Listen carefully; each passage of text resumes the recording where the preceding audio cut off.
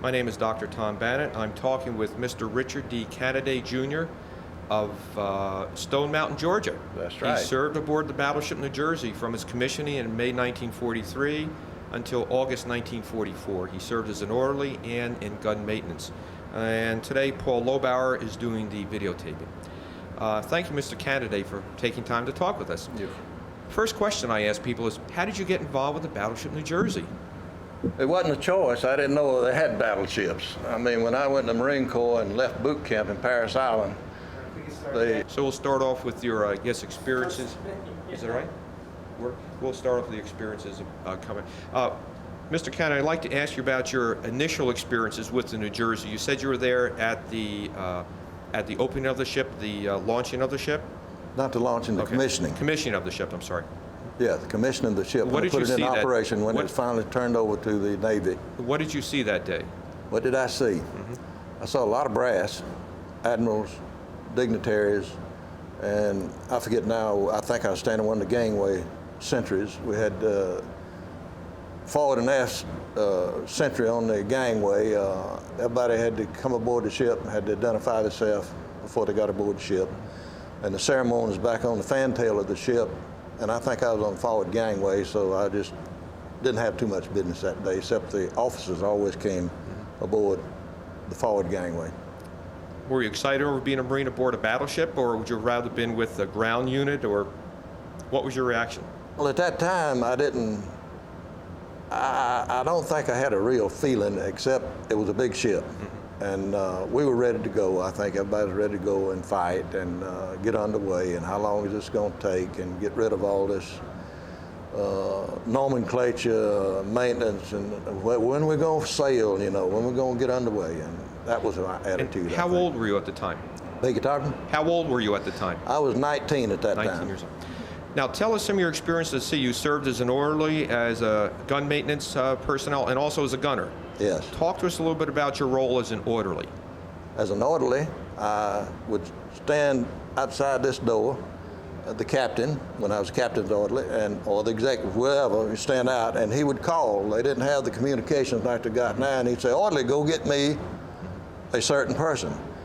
They weren't, the officers in charge of the certain operations of the ship were like the first lieutenant. He was the man that was in charge of docking, dropping the anchor, and these sort of things. Or communication, go get me the communication orderly. He was in charge of communication down below decks. Various ones, or go get me the officer of the day. And the officer of the day or officer of the deck would be at the quarter up at number 1 turret. And that was the orderly duties, was mainly to go get whoever the captain called for, to go and tell him to report to the captain at your earliest convenience. Well, I hurried back, always, in and out to find these people, but they'd always beat me back, and they'd be in sitting down in there when I got back. Now, you also worked as a gunner on a Yes. 20 millimeter gun. Talk to us a little bit about your experiences there, the operation of the gun, and some experiences in fending off attacking Japanese aircraft. Well, the operation as a gunner, the primary functions, the gunner was supposed to be the gun first. They had a cocking lanyard on that thing with steel cable. You had to unblock there's a blowback, bolt action, 20 millimeter, automatic, semi-automatic, well, it's automatic. It was just blowback operated, which made it automatic. You pull the trigger and they just shoot until it expended the round. They put another drum of ammunition on it. The gunner would cock the gun, which would pull the bolt back. The loader would throw a drum of ammunition on the top. The trunnion operator would crank the trunnion up and down because the gunner was strapped in the gun, and he was looking through the Mark 14 sight, and as he went up or down, the trunnion operator was supposed to watch him and control whether to elevate or lower the trunnion, which made the gun go up and down. So the movement of the gun was controlled by a different person than was firing the gun. That's right. You had to work closely together, I assume. That's right. It had to be well coordinated. Yes. Did that normally work effectively? It worked. It did. I mean, when everybody was doing what they're supposed to do, it worked. I mean, and they had drills, and that's what you did. and you'd fire the rounds, and the second man, the second loader, had a drum standing by to load that thing when you fired the first drum of ammunition, and he'd hand it to the number one loader. He'd slap that thing in. Of course, the number one had to uncock it. He had a lever on the top that he hit to take the empty barrel or the drum off, and immediately he'd throw it over here and grab another, and the second loader would have one ready, and he'd grab it in his hand and drop that thing in there. Did you tell us where your gun was located aboard the ship? My gun aboard at my general quarters station was amidships at the on the third deck, I think, up there where the flying bridge is and the signal bridge on the starboard side, and this was the last highest two 20-millimeter guns were in that position. Talk to us a little bit about your operation of the gun during combat. What happens? What are your experiences? The operation of the gun was the last resort, as we put it. When they get this close, it's too late. I mean, that was our attitude. In other words, they had to go through what other guns did they have The to go 5-inch, if the enemy aircraft were coming in, the 5-inch would start firing first. They'd start firing at, I think it was 15 miles, wasn't it? I think that's where they start, and they start tracking them. And they had some radar control and automatic that would track the guns and keep them zeroed in. And from what I understand, the 5-inch fuse setters down below were setting fuses on those guns, and they were firing all on the side of wherever they was coming. And they would continue to fire until about 2,500 yards, I think, and then the 40 millimeters would open up. And then they'd start firing, and about less than 2,000 yards, I think I was knowing when the 20 millimeters would take over and start shooting. Were they a very effective weapon, the 20 millimeter? I think they were effective if they had a projectile that was self-explosive on contact. In other words, the 5-inch, as they fired the 5-inch, they went so far, and the timing mechanism would explode those. The 40 millimeters that they fired, they also had a range, and after they went so far, they would explode. The 20 millimeters, they just kept going until they hit something. And then they had a detonating fuse in the projectile that ignited the projectile, or exploded the projectile. Describe for us what it's like when an airplane's coming at you and you're returning fire. Heart's up in your throat, and you're hoping it don't get here, and you're hoping that somebody hits it first. And we really, really relied on the flat top pilots shooting those planes down before they got to the ships. But that didn't always happen. They'd always come in, and I wasn't on the ship when they had the kamikazes off Okinawa, but I was on there before, and we had a lot of planes come in the area. But if they wasn't in your zone, you wasn't supposed to fire. You had this particular zone that you were covering with your 20 millimeter gun. So you had to stay within a certain area of That's exactly right. responsibility. You didn't move out of it. Yes. You mentioned we were talking before about a 5-inch gun that was nearby you, and a problem you have with that. We're supposed to fire in a certain direction. Yes. Could you talk about that a bit? Well, the 5-inch guns, all of the guns, and they had lockouts supposedly on the 5-inch guns and the 40 millimeter guns. And later on the 20 millimeter guns, as you're tracking, again, as I said, on the 20s and the 5s and the 40s, you had an area you were supposed to be, except the 5 inches, they were in automatic control. And they would be tracking, and then they could change the sequence. On the starboard side, on about the number 3 turret, the 5-inch 38, the inboard, or when it was firing forward, the inboard gun, I looked down the barrel at that from my gun position as the outboard barrel was firing forward. And what happened to you? Did it have any impact on you? I guess it had some on my ears, and I know it broke the mounting bracket that the M14 sight was set on. And that was a catastrophe because we didn't have another one. I know we were supposed to be maintenance, and we had to have another mounting bracket for the M14 sight. And I think we just went down and got some adhesive tape and taped that thing together until we could get another part. And I don't know how long that tape stayed on that thing. About how many times would you estimate that you're actually in shooting situations against Japanese aircraft? Repeat that question. How many times do you estimate that you were in actual shooting situations with Japanese aircraft, different incidents? I guess the one incident of we was on general quarters at, well, this is a little background information. We had a general alert every night when we were in enemy waters, so to speak, and the whole Pacific was just about enemy waters, I think, and an alert at dawn. And this is when the Japanese were supposed to be launching everything, you know.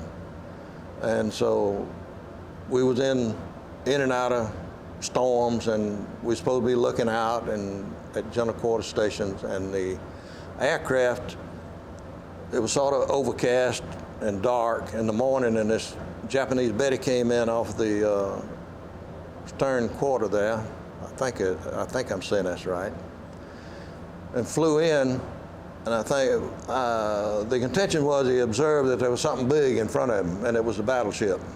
And he turned and went forward, and a Navy 20 millimeter gun on the next deck down opened fire, a sailor, and they fired, and the gun exploded off of the bow of the ship. And the next thing they did was call down and says, pick up the brass and count them, or pick up the brass and bring them in. And I think it was less than 100 rounds of 20 millimeter ammunition that was fired at this Japanese Betty, but it got shot out of the air. And they said, oh, we got a record.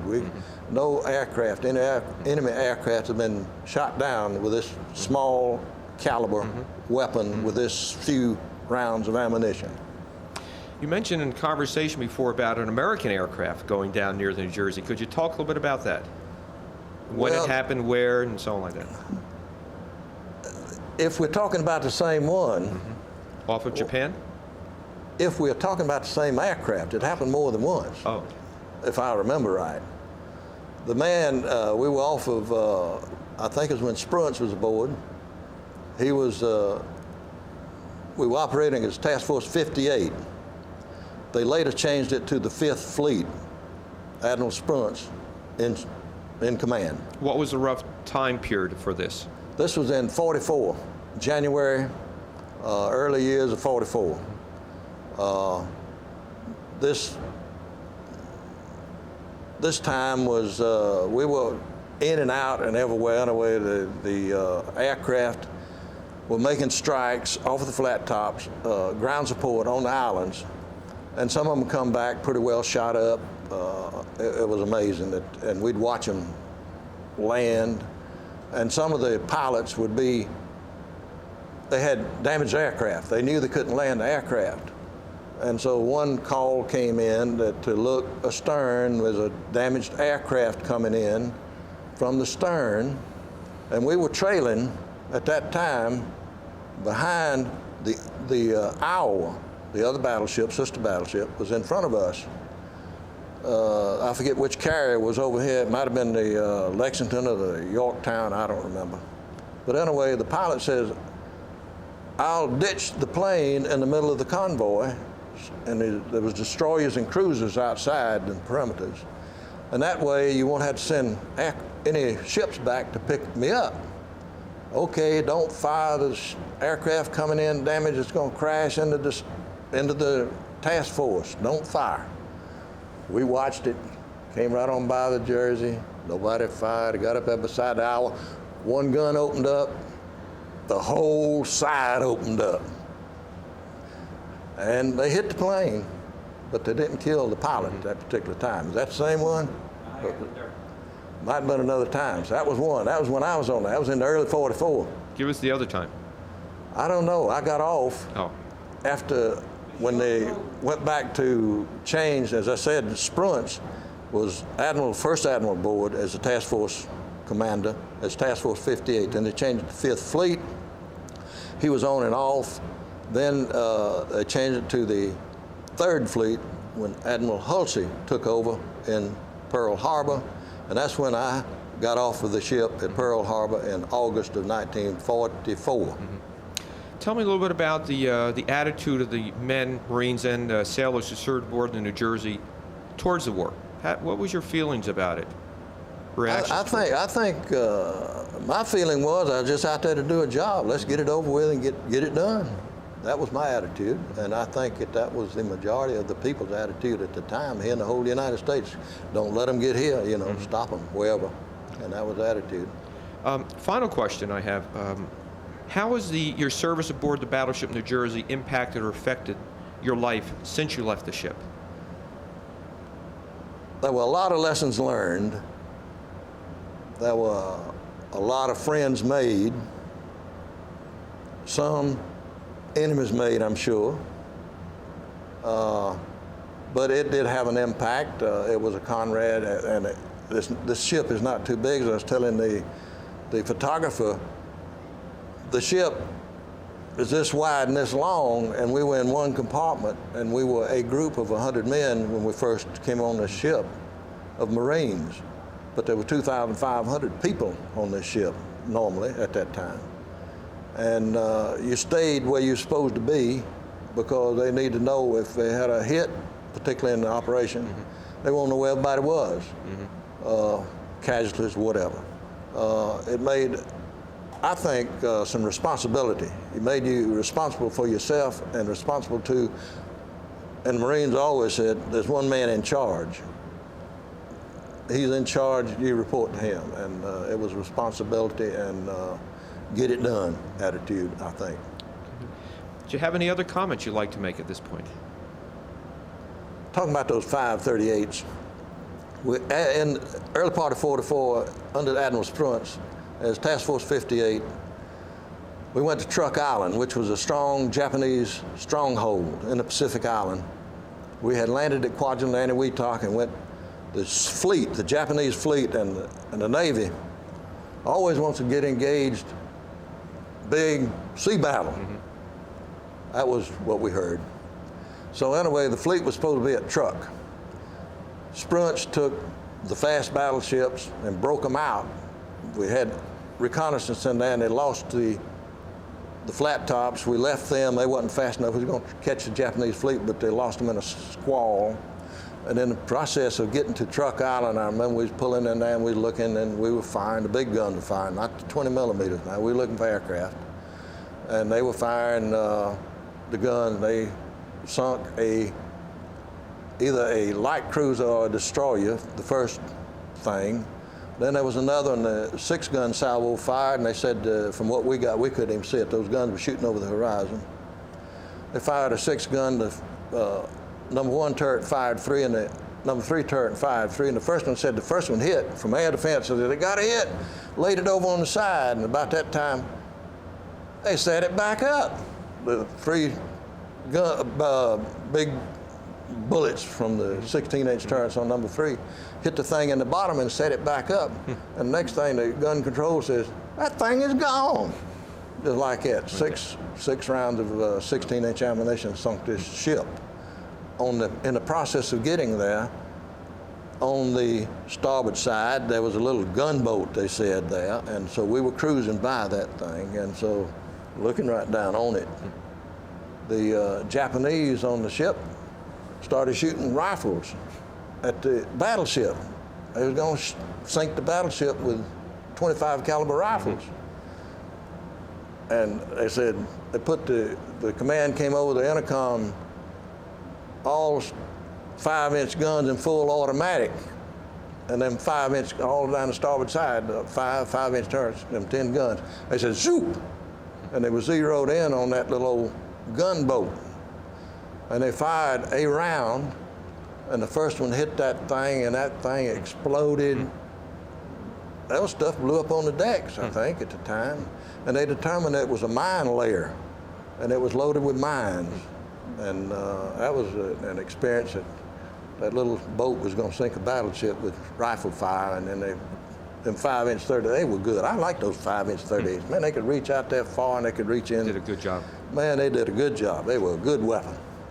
Well, thank you. I've been speaking with Mr. Richard D. Canaday from Stone Mountain, Georgia. Served aboard the Battleship New Jersey from May 1943 to August 1944. Thank you, sir, and Semper Fi.